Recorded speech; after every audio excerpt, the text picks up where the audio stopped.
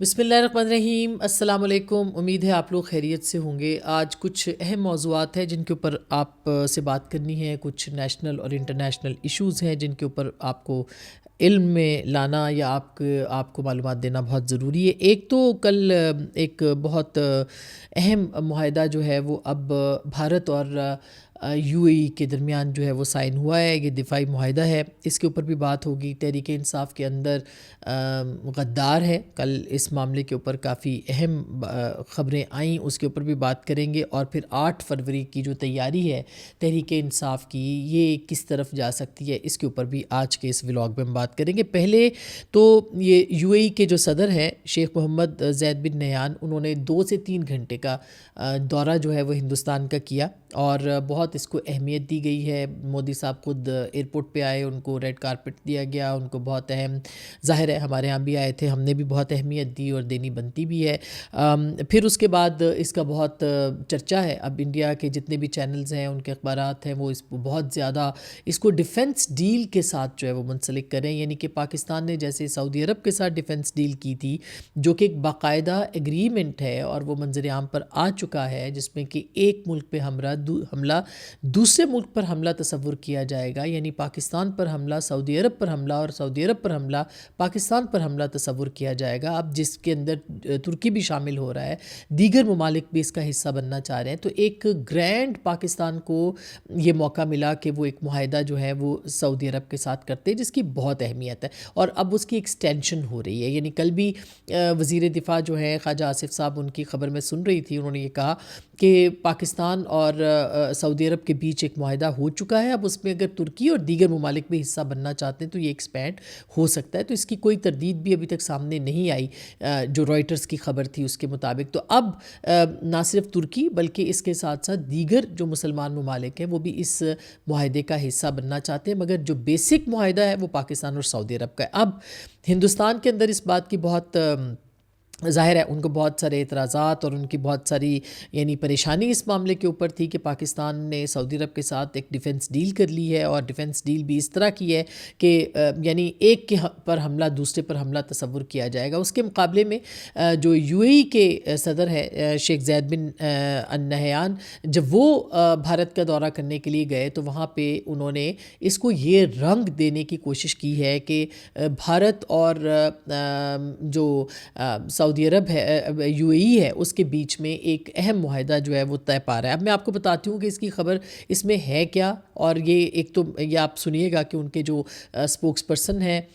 وہ کیا کہہ رہے ہیں، وہ ان کی گفتگو، وہ کیا اس جو فارن آفس کے ہیں وہ اس ڈیل کے بارے میں کیا کہہ رہے ہیں، وہ ذرا سنیے گا۔ First of all, a letter of intent was signed between the two sides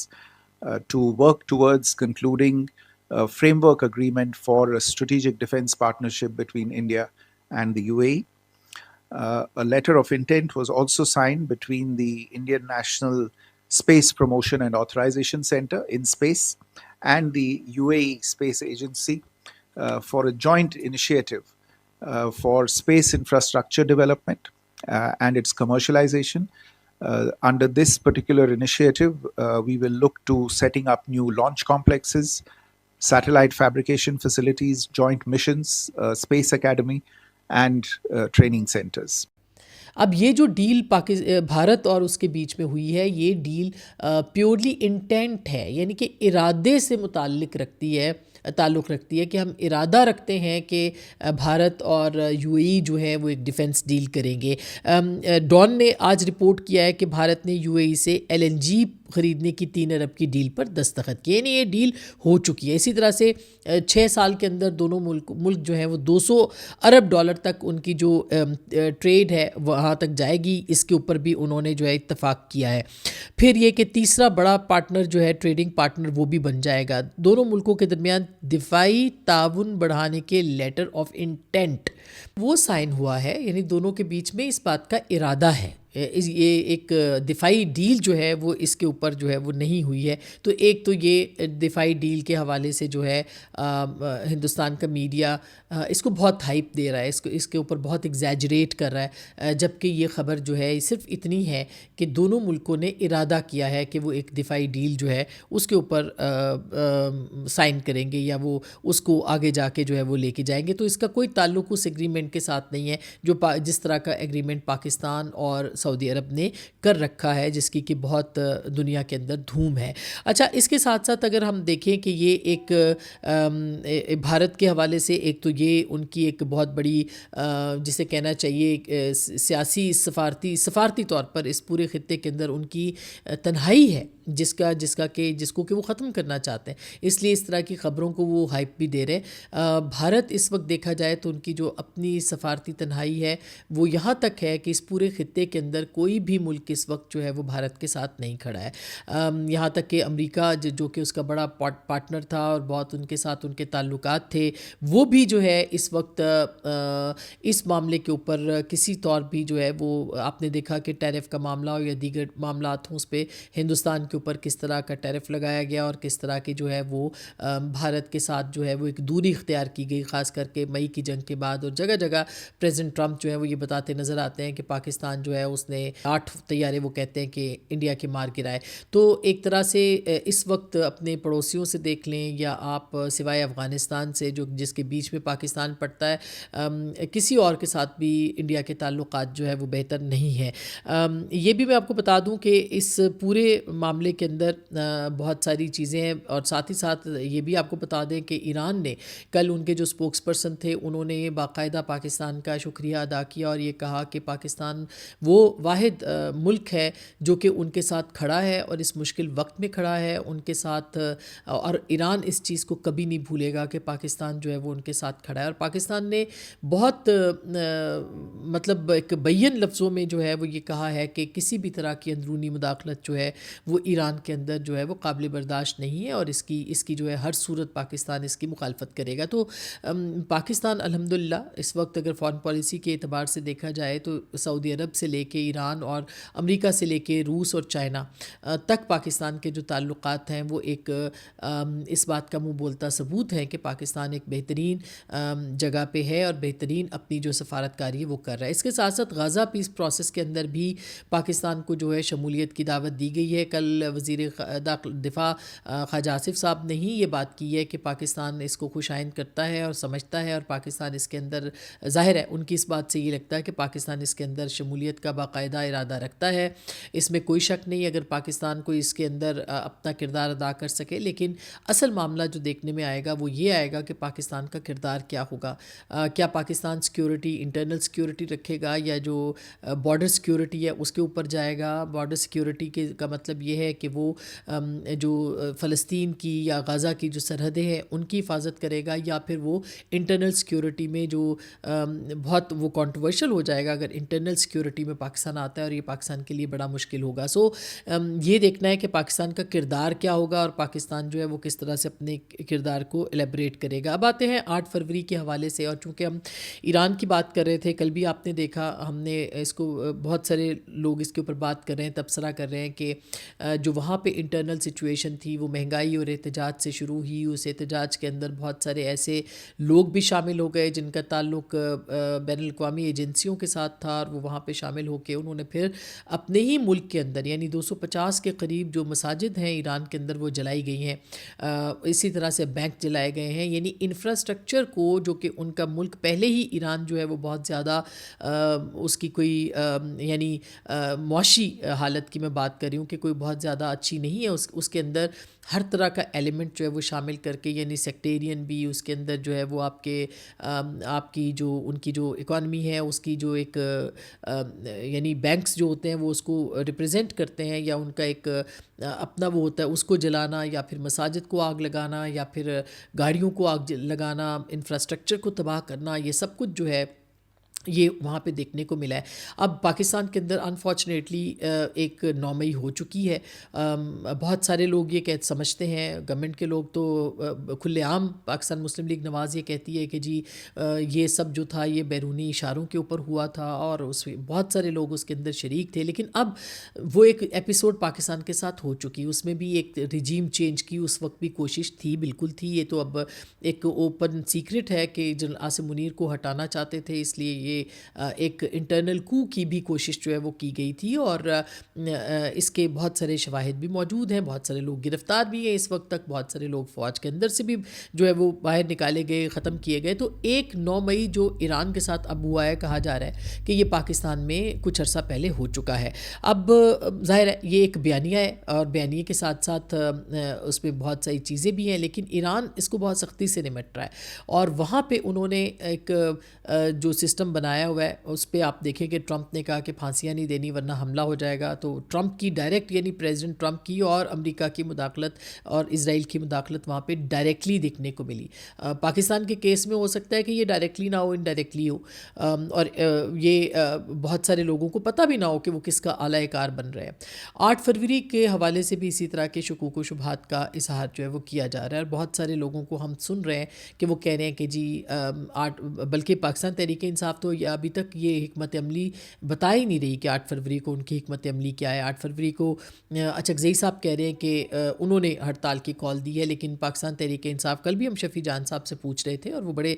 زبردست آدمی ہیں، بڑے اچھے، بڑے الفاظ کا چناؤ بہت مناسب کرتے ہیں. انہوں نے کل کہا کہ کوئی ہماری ایک انڈیفینٹ پیریڈ ہے، ہمارا ایک یعنی کوئی مقررہ مدت ہماری نہیں ہے کہ ہم نے 8 فروری کو باہر نکلنا ہے، یا اس سے پہلے بھی انہوں نے کہا ہم نکل سکتے ہیں، جیسے کہ سہیل آفریدی صاحب جا رہے ہیں. اور پھر انہوں نے مختلف جگہوں پہ سہیل آفریدی صاحب نے جو دورے کیے ہیں اس کے حوالے سے انہوں نے بات کی. لیکن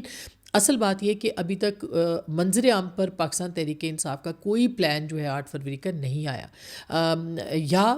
جو اسٹریٹ موومنٹ ہے اس سے ان کی مراد کیا ہے، اس کی پیک کیا ہوگی، اور وہ وہاں اس موومنٹ کو کی جو ایک کلائمیکس ہوتا ہے وہ کلائمیکس کیا ہوگا، اس بارے میں پاکستان تحریک انصاف کوئی بات نہیں کرتی ہوئی دکھائی دے رہی، اور ہمیں نظر نہیں آ رہا کہ وہ اس معاملے کے اوپر کوئی ان کی حکمت عملی بھی ہے. لیکن یہ خدشات موجود ہیں کہ 8 فروری کو اگر احتجاج ہوتا ہے تو ہو سکتا ہے جو پاکستان مخالف بہت سارے لوگ ہیں، دہشت گرد ہیں، ان کو وہ شامل ہو جائیں اور اس موقع کا فائدہ اٹھائیں. بہت سارے ایسے لوگ جو کہ پاکستان کے اندر انریسٹ چاہتے ہیں، جو بدامنی چاہتے ہیں، جو پاکستان کے اندر ایک خانہ جنگی کسی صورتحال چاہتے ہیں، وہ اس کا فائدہ اٹھائیں. تو یہ خدشات 8 فروری کے موجود ہیں، اور اسی کو سامنے رکھتے ہوئے بار بار ہم نے دیکھا کہ رانا ثناء اللہ ہوں یا دیگر لوگ ہوں، وہ یہ کہتے نظر آ رہے ہیں کہ اگر اس طرح کی کوئی چیز ہوئی یا دوبارہ سے بدامنی کی طرف گئے تو پاکستان جو ہے وہ ریاست جو ہے وہ سخت طریقے سے ان کے ساتھ نمٹے گی. تو ایک بات تو یہ بالکل طے ہے، اور ہمیں اگر ہم دیکھیں اپنے پڑوس میں ایران سے متعلق جو خبریں ہیں تو پاکستان اس چیز کو جو ہے وہ اگنور نہیں کر سکتا کہ یہاں پہ جو ہے وہ ایک طرح سے بدامنی کی فضا بنائی جائے، اور وہ ہو سکتا ہے کہ پی ٹی آئی نہ کرے، لیکن پی ٹی آئی کو آڑ میں لے کے بہت سارے لوگ اس کا فائدہ جو ہے وہ اٹھا سکتے ہیں، اور یہ اس وقت جو ہے وہ بہت زیادہ اس کے اوپر کنسرنس بھی موجود ہیں. یہ میں آپ کو بتا دوں کہ تحریک انصاف جو ہے اس کے اندر بھی کافی لڑائی ہے. آج ایک تو راجہ ناصر عباس صاحب بھی leader of the opposition senate کے مقرر ہو گئے ہیں. محمود خان اچکزئی صاحب نے کل جو تقریر کی ہے وہ بہت اچھی اور مصالحانہ انداز میں انہوں نے تقریر کی ہے. انہوں نے کہا ہے کہ آپ بات چیت کریں، اس ٹیمپریچر کو کام ڈاؤن کرنے کی کوشش کریں. انہوں نے کہا کہ میں نے کبھی اپنے والد اور بھائی کا ہاتھ نہیں چوما، لیکن اگر فیلڈ مارشل صاحب یہ کر لیں، سب کو بٹھا دیں اور سب ایک یعنی مذاکرات شروع ہوں تو میں ان کا ہاتھ چوم لوں گا. اس طرح کی بات بھی انہوں نے کی ہے. تو ایک طرح سے ایک سینس جو ہے وہ پریویل کر رہی ہے. اچکزئی صاحب کے صورت میں بھی راجہ ناصر عباس صاحب نے بھی آج اسی طرح کی بات کی ہے، ویلکم کیا ہے کہ ان کو اپوائنٹ کر دیا گیا. تو پہلا جو قدم ہے سی بی ایم کے طور پہ وہ تو ہو گیا کہ دونوں کی جو عمران خان صاحب چاہتے تھے لیڈر آف دی اپوزیشن کے طور پر ان کی تقرری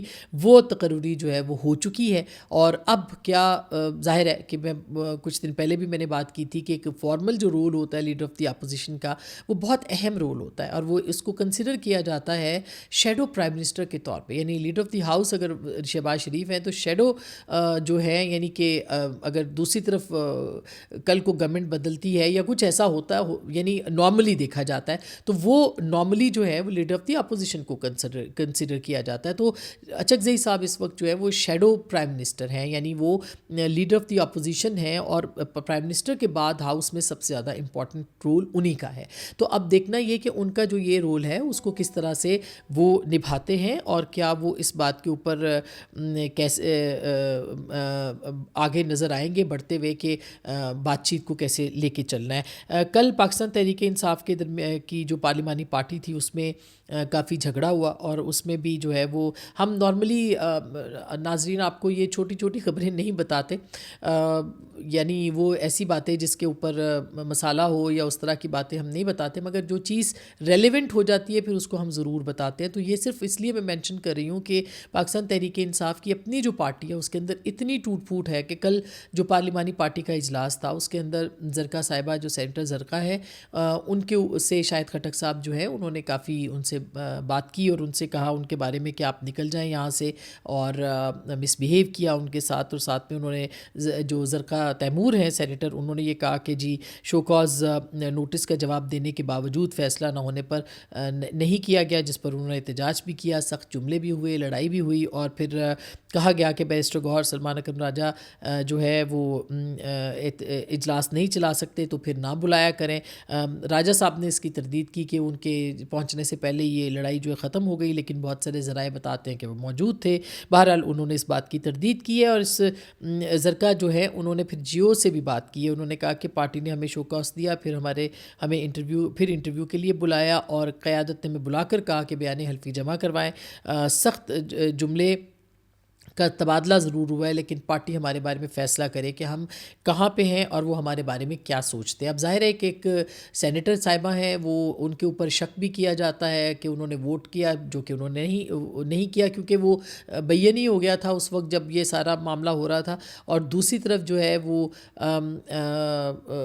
ان کے اوپر ایک شک جو ہے وہ ابھی تک موجود ہے پارٹی کا. تو اس پہ انہوں نے کہا کہ جی ہم نے جواب بھی دیا ہے, سب کچھ کیا ہے, لیکن آپ ہمیں کلیئر کریں کہ ہم کہاں کھڑے ہیں تاکہ ہم اپنا فیصلہ کریں. تو یہ پارٹی کی ان کی جو صورتحال ہے وہ آپ کے سامنے ہے. تو یہ وہ صورتحال ہے جو کہ اس وقت تک بن رہی ہے, اور خدا نہ خواستہ اگر پاکستان کو